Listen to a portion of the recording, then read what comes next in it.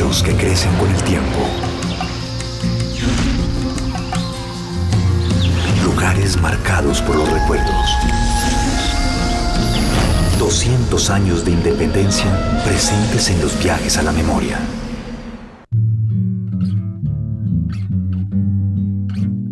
El siglo XX empezó en Colombia con la promesa de progreso.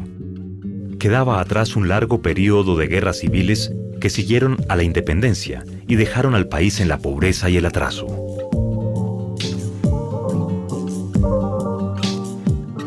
Aunque el desarrollo industrial era escaso, en algunas regiones se aprovechó la riqueza generada por la minería y el comercio para crear empresas que necesitaron mano de obra en mayores cantidades.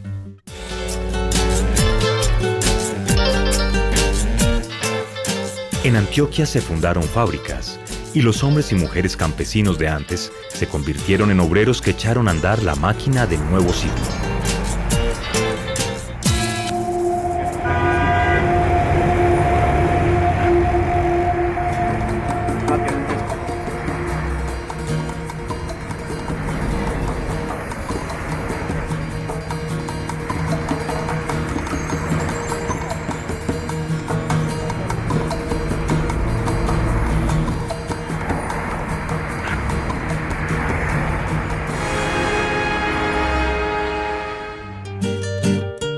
Beatriz Quintero es una ingeniera industrial de la Universidad Nacional que se ha dedicado a investigar y a luchar por mejorar las condiciones de vida de las mujeres en Colombia.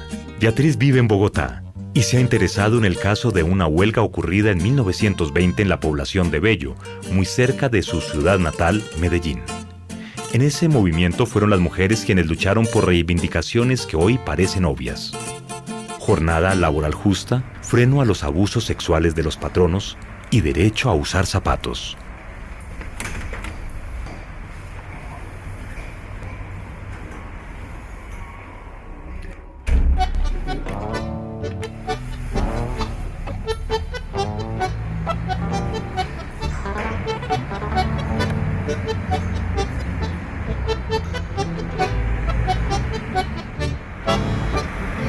Después de consultar la escasa literatura que existe sobre la huelga de las trabajadoras textileras en 1920, me propongo viajar a Bello, Antioquia, a conocer a fondo este caso. Quiero comparar las conquistas de las obreras en esos años y la situación actual de las trabajadoras en nuestro país.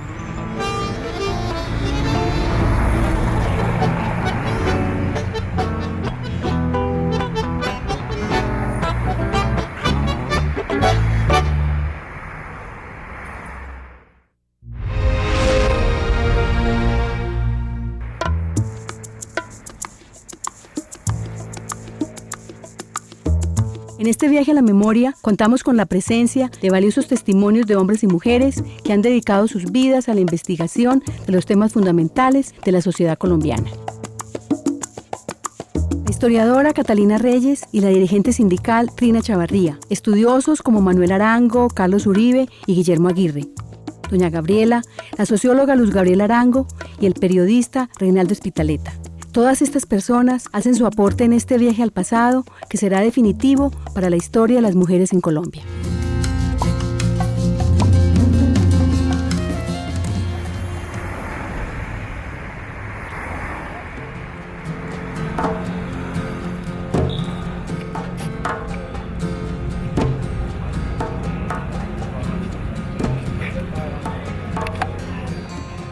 Esta es la Medellín del siglo XXI.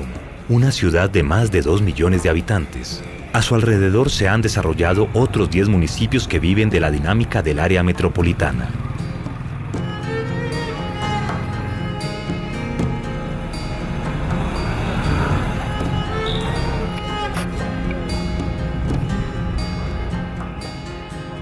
Al norte está la población de Bello, donde 100 años atrás vivieron las obreras protagonistas de la huelga de la Compañía Antioqueña de Tejidos.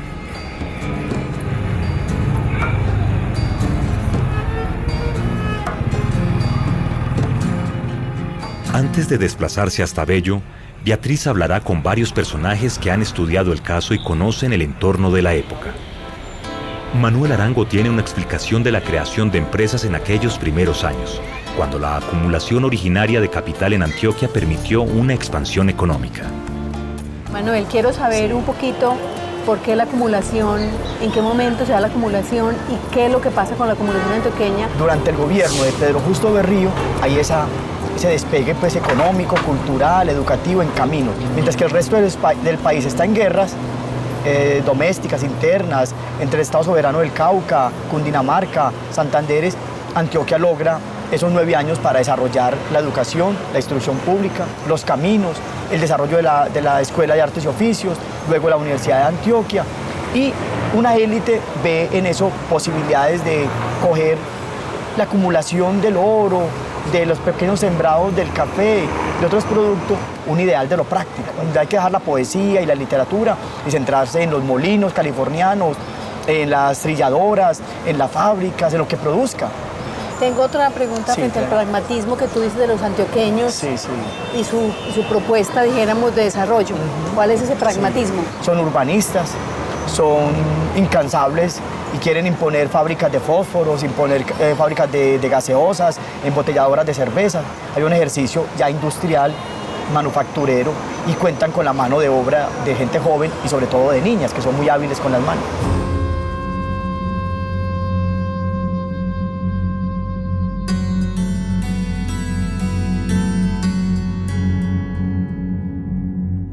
El cronista Reinaldo Espitaleta llama la atención sobre la gran migración campesina que se dio a raíz de la fundación de empresas en Medellín y sus alrededores. En 1902 entonces aparece la fábrica textil o la fábrica de tejidos de Bello, que va a estar regenciada por don Emilio Restrepo, y esa instauración de esa fábrica que sucede 5 años antes que la de Coltejer en Medellín, que es de 1907, es extraordinaria en varios sentidos. Primero, por la mano de obra que va a utilizar. Segundo, porque también va a ser la posibilidad de que mucha gente que vive en los territorios rurales y que son los campesinos se conviertan en gentes de ciudad.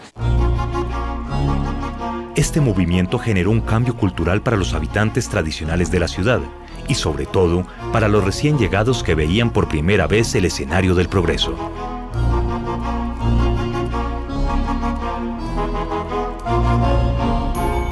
Pero Beatriz quiere seguir las huellas de las mujeres de Bello y por eso visita a la profesora Catalina Reyes, una historiadora que ha escrito sobre las condiciones de vida de la mujer en Antioquia. Ella habla del desplazamiento de mujeres del campo hacia la ciudad.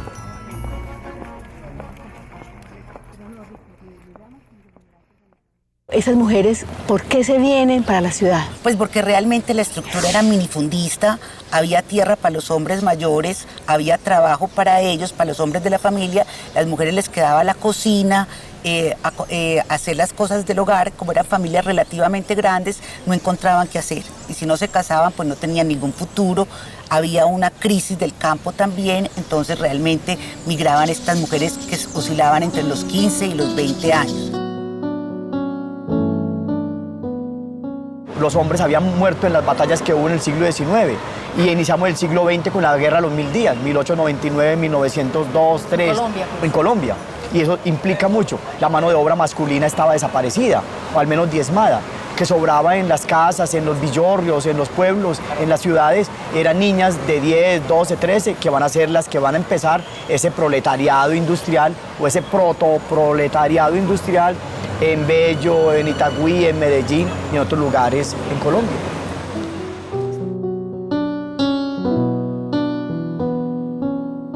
Llegaban a ese puerto seco, que para ellas era, y lo dicen en sus testimonios, era llegar a una gran metrópoli, digámoslo así. Una gran ciudad. Bajaban del tren asustadas, primera vez que montaban el tren, otras migraban de Santa Elena y Río Negro, venían pues por medios terrestres y llegaban y se encontraban con esta gran urbe. Era un sitio de comercio, de plaza de mercado, era un sitio de cantinas y un sitio de prostitución como todo puerto.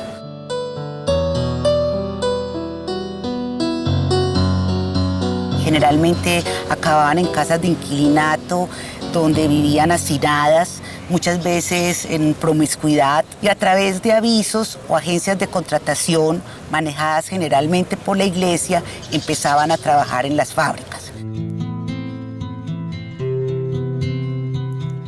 Al llegar a las fábricas, las mujeres debían someterse a condiciones extremas de explotación y abusos permanentes.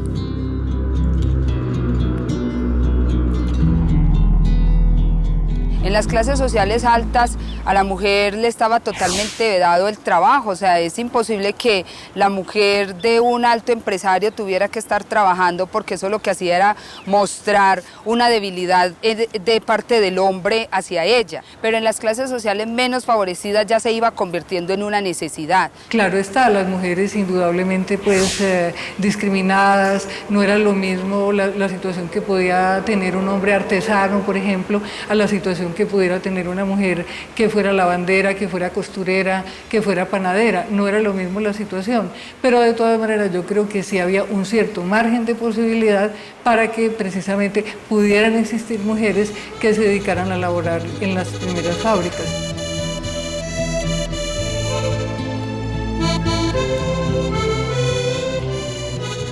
La empresa era el lugar donde pasaban la mayor parte de sus vidas.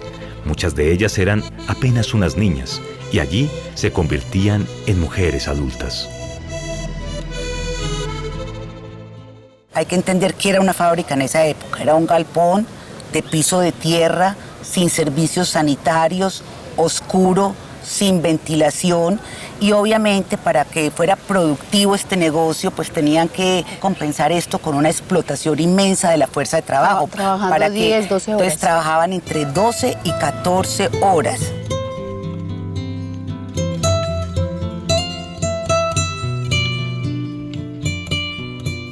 Tenían una figura del capataz que controlaba el trabajo, las medía, imponía multas, las castigaba y muchas veces también abusaba de ellas sexualmente. Entonces no solamente tienen unas condiciones de trabajo infrahumanas, sino que tienen unas condiciones de vida realmente difíciles y están sometidas al abuso de los patronos y sobre todo de los capataces. En los registros de las visitas que hacían los alcaldes de la población, se demuestra claramente la presencia de menores de edad en las fábricas, como en esta acta de la fábrica de Bello.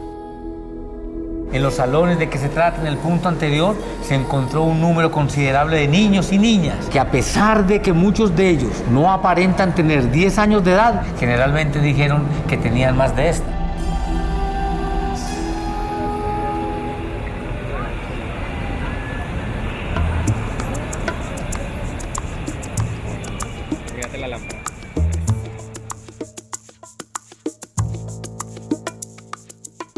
La historia de Antioquia ha resaltado el papel de los hombres en su desarrollo. En la familia se les consideraba más importante que las mujeres, y en la sociedad se justificaban las desigualdades que los favorecían a ellos. La historia de Antioquia nos ha demostrado precisamente que acá reinaba el patriarcado, ha reinado siempre. Eso ha generado también unas condiciones de dominación sobre las mujeres, donde la mujer ha sido formada en la sumisión, en la obediencia, en el respeto hacia el otro y sobre todo en el respeto hacia el hombre.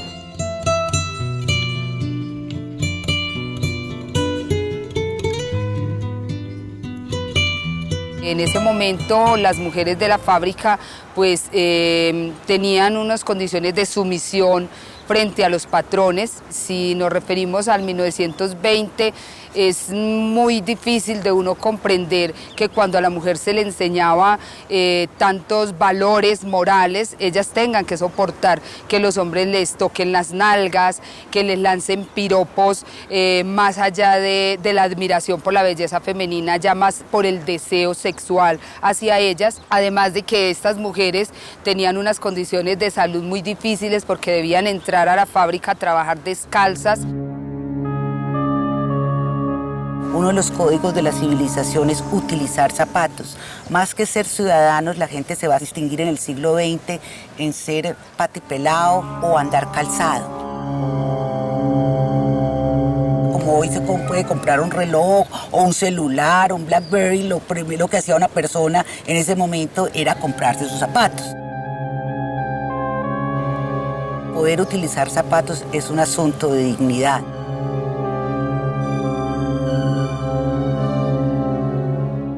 en el momento en el que ya se siente que hay un abuso, que hay un verdadero abuso, donde la persona se siente realmente lesionada en algo muy sustancial de lo que es como su ser, allí había toda una noción de abuso y había todo un sentimiento de dignidad que se vuelve supremamente significativo y por eso se vuelve un elemento de ruptura.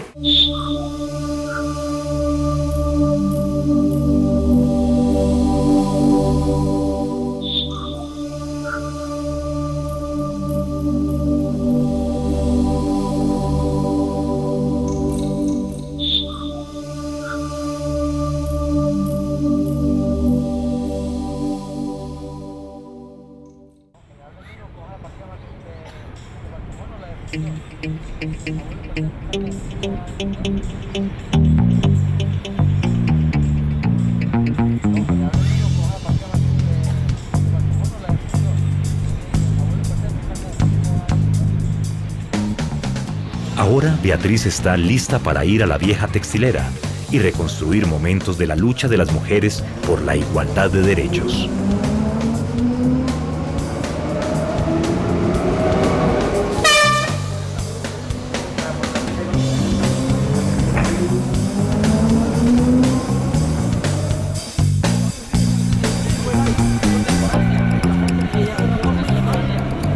Próxima estación Bello.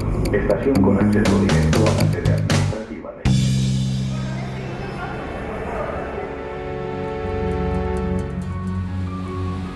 Beatriz ha convocado a Guillermo Aguirre, director de la Red de Bibliotecas de Bello, para hablar de aquella huelga y de la decisiva participación de las mujeres en el movimiento. Yo quiero conocer un poco la historia de lo que pasó en 1920 en este lugar, en Bello. El que se haya dado la huelga en 1920 de estas mujeres acá en Bello implica de que la mujer no era tan dócil, ¿sí?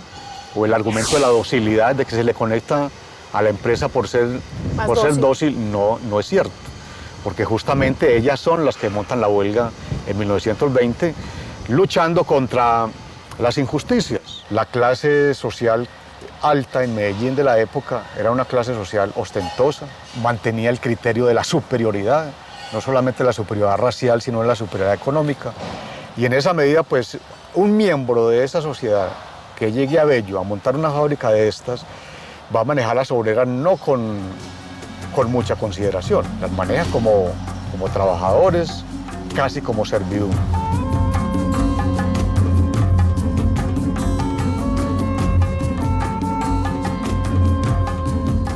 Las obreras de Bello tuvieron que soportar todo el peso de la sociedad patriarcal antioqueña, que miraba indiferente las injusticias que vivían en las fábricas.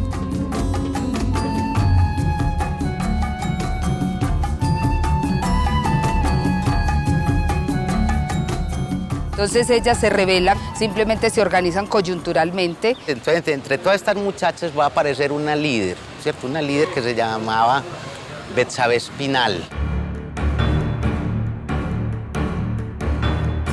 Los cronistas de la época dicen que una de aquellas mujeres de pies descalzos, trepada en una silla para que sus compañeras la vieran, tomó la palabra y habló en nombre de todas las obreras. Lo hizo con tal convicción que de inmediato se convirtió en la cabeza visible del descontento. Era Betsabe Espinal, una figura histórica de quien muy poco se sabe. ¿Quién era Betsabe? De cómo pudo haber sido su infancia, de cómo pudo haber sido su familia, en fin. Realmente sobre eso hay un conocimiento muy fragmentario.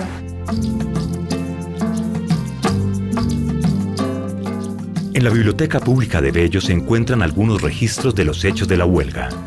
Allí Carlos Uribe se ha encargado de ahondar en el conocimiento de aquel episodio que marcó el comienzo de una era de luchas obreras y de reivindicaciones sociales de la mujer.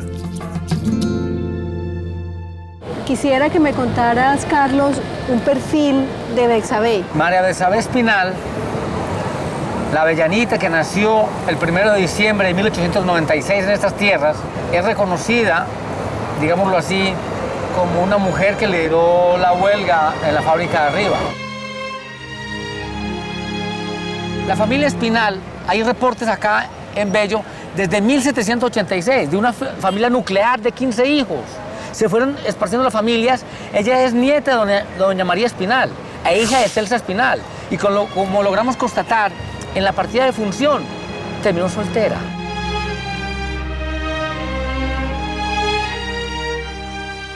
La reconstrucción de la vida de Betsabé Espinal es una tarea compleja, porque hasta hoy no se le ha reconocido el verdadero valor de su participación en la historia del movimiento obrero nacional. Quedan algunos documentos de la época y muy pocos testimonios de sus contemporáneos. Doña Gabriela la recuerda, y cuando habla de ella, parece como si estuviera viendo de nuevo la película de aquellos años.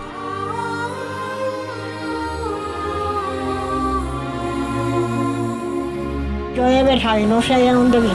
No tenía amigas. Buenos días, ¿cómo amaneció? Muy formal, pero de lejitos, ¿no? Ella no era metida en las casas ni nada, sino así salía por su trabajo. ¿Cómo amanecieron? ¿Cómo está? Nosotros, como éramos de 13 años, éramos unas locas, ¿cierto? Mi mamá le contestaba y conversaba con ella. Pero nosotras no, porque nosotros estábamos chiquitas. Figure cuántas hace.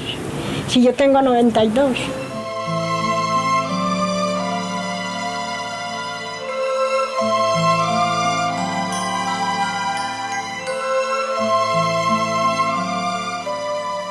Allí no se les conoció un nombre. No se les conoció un nombre. Una gente muy bien criada. Fue una mujer joven, vital, líder, porque tuvo la capacidad de dirigir una huelga 22 días, dirigir un grupo de mujeres, presión de hombres, tanto de los mismos compañeros del trabajo como de los empresarios. Es de esas figuras que se hacen visibles en un determinado momento, que lo que hacen en ese momento tiene una particular significación, pero que luego son figuras que se desvanecen. La existencia del Partido Socialista, que había sido fundado desde 1919, fue un factor fundamental que apoyó el movimiento de las obreras. En 1919 ya se crea a nivel nacional el Partido Socialista. Y aquí en Medellín ese Partido Socialista recién fundado hizo mucho proselitismo. Tuvo muchas expresiones, fundó un periódico, El Luchador, y de alguna manera fue promocionando la necesidad de las luchas obreras.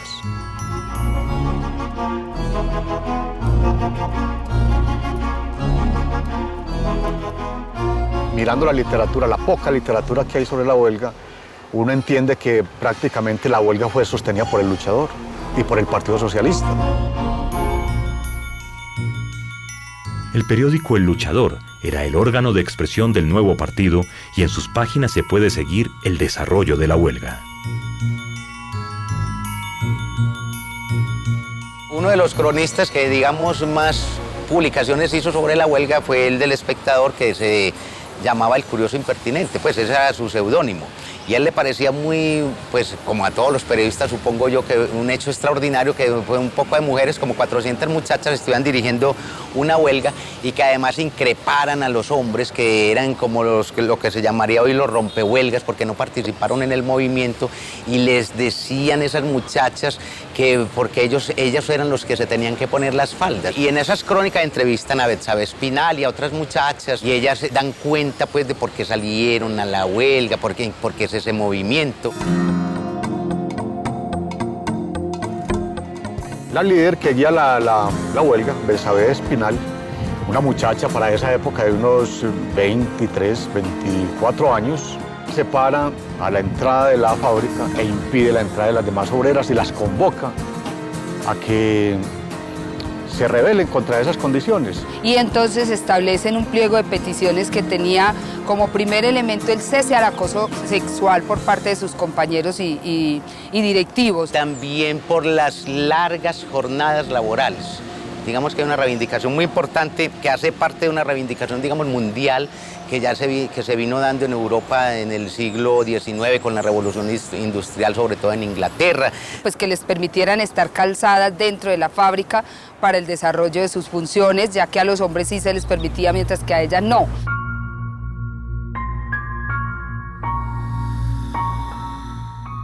Eran mujeres acostumbradas a trabajar 12 horas o 14 horas y ahora en huelga, ¿qué hacían? Para ellas la huelga fue una fiesta.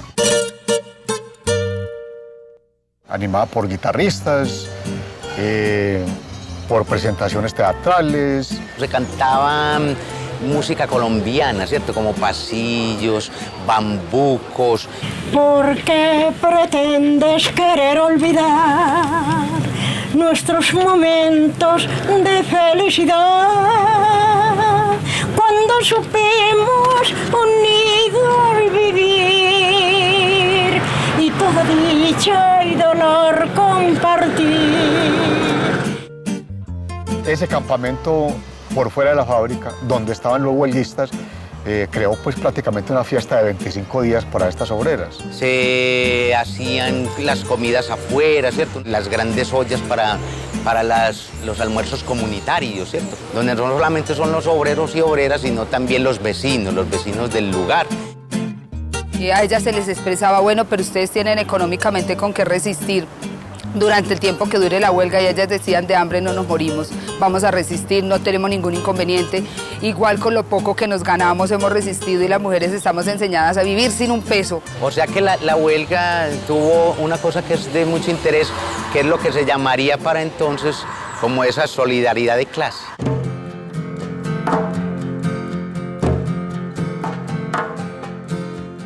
Pocos movimientos obreros logran tan claras reivindicaciones como el de la fábrica antioqueña de tejidos de Bello. Gracias a la persistencia de las mujeres, entre las que se destacó Betsabé Espinal, pudieron resistir y consiguieron que los empresarios atendieran sus principales reclamos. Cuando se levanta la huelga, se levanta con unos logros impresionantes. Es la primera vez que a un patrón le toca darle una dotación de uniformes a sus trabajadores. Además de que les dice, sí, pueden venir calzadas, es la primera vez que se entrega una dotación. Se entregan unas alpargatas, van a venir calzadas con estas alpargatas. Expulsaron a los capataces acosadores, los sacaron de la fábrica. Se les incrementa el 40% en sus salarios. La jornada laboral se regula en 9 horas y media, un paso importante para que más adelante se regulen los 3/8, 8 horas laborales, 8 horas de recreación y las 8 horas para estudio.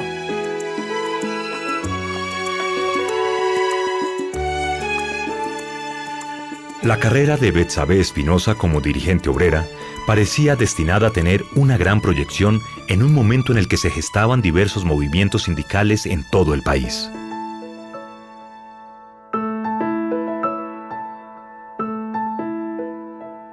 Sin embargo, se vio interrumpida por un fatal accidente que le quitó la vida.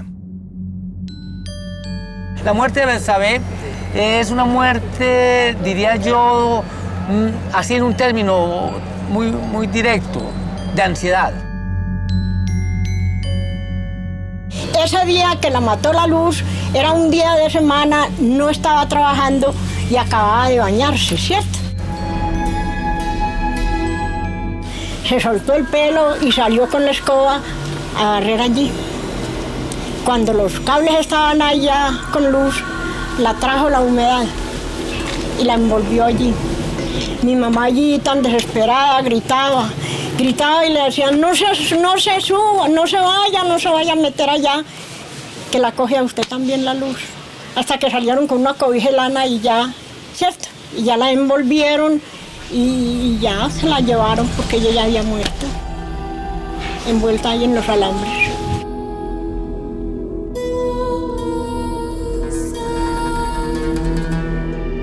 Pudiéramos saber más en este momento sobre Betsabé si hubiera habido precisamente todo un reconocimiento histórico de lo que fue ella como figura en ese momento, que en el caso de esas primeras generaciones obreras lo que hay es totalmente un manto de olvido. María Betsabé tuvo la posibilidad de entrar, digo yo, en un diálogo de ciudad aquí en Bello, así sea una ciudad pequeña, con la iglesia, con los empresarios, con otros actores de la sociedad y lograr todos los resultados. Betsabé va más allá de 1920. Hoy no todo movimiento social reivindicativo logra lo que logró Betsabé y sus mujeres.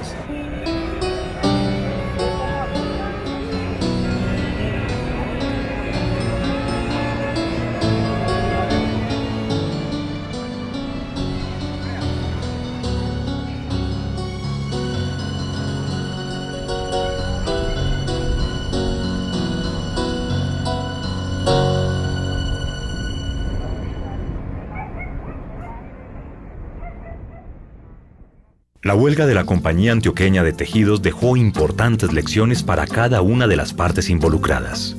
Además de las conquistas de las obreras, los patrones asimilaron el episodio y pusieron en práctica varias reformas que debían incidir en las relaciones con los trabajadores. Si bien entonces la huelga tuvo unos efectos muy interesantes para las obreras sobre todo, también va a hacer reflexionar a los empresarios, porque si bien ellos conceden lo que en el pliego pues, de peticiones habían solicitado las obreras, también empiezan entonces a pensar cómo ejercer control sobre los trabajadores. Y esas reflexiones llevan a los empresarios, por ejemplo, a pensar que es interesante tener en las fábricas la presencia de la iglesia. Y la presencia de la iglesia y de las órdenes religiosas va a estar más adelante en lo que se denominarán los patronatos, ¿cierto?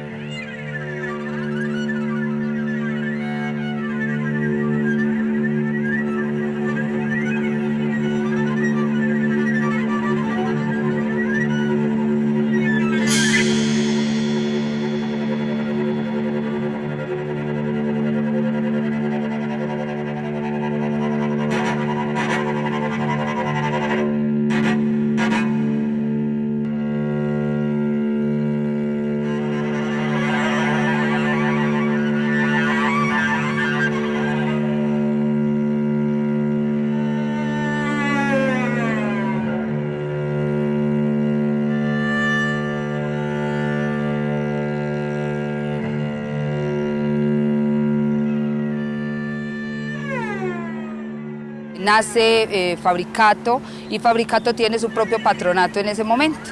Allí entonces las mujeres, el patronato queda incluso muy cerca de donde funciona la fábrica, las mujeres salían del patronato a la la fábrica regresaban nuevamente allí a este espacio. Allí también almorzaban, allí tenían sus convivencias y estaban como bajo la tutela de las hermanas de la presentación, una orden religiosa francesa pues que hacía rato estaba en Colombia y en especial en el Valle de Aburrá. En el patronato también recibían clases de cultura religiosa, pero clases también de costura, y se suponía con esa idea de que en principio no se esperaba que ellas se quedaran toda la vida, preparaban su ajuar, cosían y aprendían. Entonces era una manera de mantener la virtud de estas mujeres y poder destruir un poco la amenaza que presentaba a los ojos de muchos el hecho de que las mujeres entraran en un espacio fabril. Por otra parte, no solo establecen el patronato, sino que ellos piensan que a los obreros también hay que ofrecerles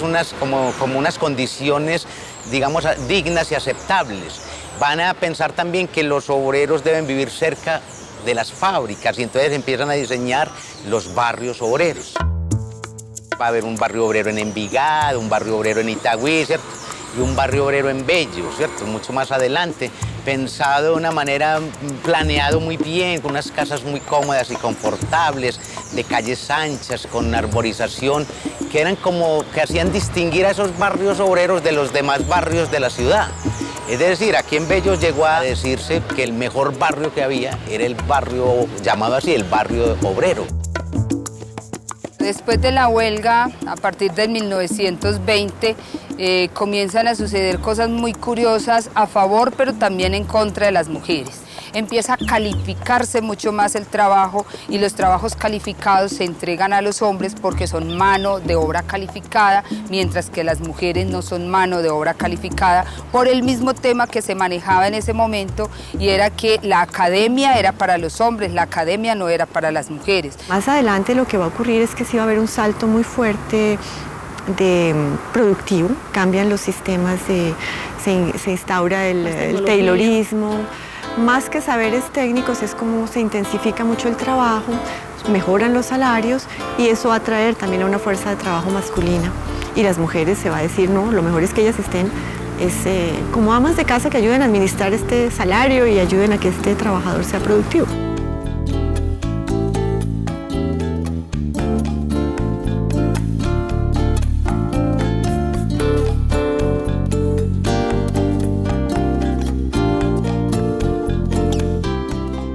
Gabriela, ¿tú podrías decir que esta huelga de las mujeres es un inicio de pelea por sus derechos?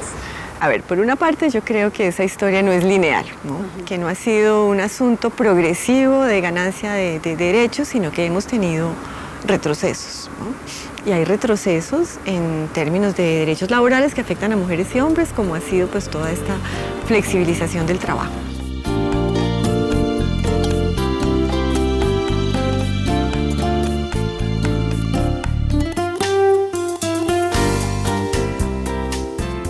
Una consigna de las obreras francesas en el siglo XIX que pedían un salario para la vida y la independencia. Pero un salario que le permitiera a las mujeres ser independientes, eso es algo que solo lo han conquistado mujeres profesionales en ciertas circunstancias, pero si acaso ese salario que han ganado sirve para que la familia sobreviva, pero muy difícilmente para construir la independencia. Porque el problema de las mujeres no es de capacidades, sino de oportunidades. Y esas oportunidades tienen que brindarse desde el reconocimiento de la maternidad como una función social, no como una función de la mujer. Desde el reconocimiento de la tarea doméstica como una tarea de todos en el hogar y no como una tarea de las mujeres. ¿Qué piensas tú como académica de este punto importante como de esa invisibilidad de las mujeres todavía en la historia? En términos de historia de las mujeres, pues yo creo que efectivamente fue un episodio importante en la historia de las mujeres en Colombia y de las trabajadoras en Colombia. Hoy en día el trabajo y la feminidad van por otro lado, no se combinan de la misma manera como antes. Ser mujer y tener trabajo no son dos opuestos. Hay una brecha todavía entre lo que se ha ido descubriendo desde la academia y que no sale de los círculos académicos, claro. Y falta que buena parte de esa historia pues se divulgue más y se haga conocer más. O sea, hay una tarea de reconstruir y de revelar pues todo ese continente oculto de la participación de las mujeres en la historia social. La historia sobre la huelga está por recoger. Parte de lo que estamos haciendo hoy es precisamente unir la cantidad de hilos sueltos que han quedado de la huelga y tratar de visibilizar toda esta historia. La participación de las mujeres en los inicios del movimiento obrero en Colombia rompió una cadena de injusticias que parecía inmodificable y generó una gran reflexión de la sociedad de la época. A pesar del olvido de muchos años, la historia contará que en 1920, en la población de Bello, las trabajadoras de una textilera se levantaron contra los abusos de sus patronos y que la fuerza de su carácter se impuso sobre la indiferencia de la sociedad.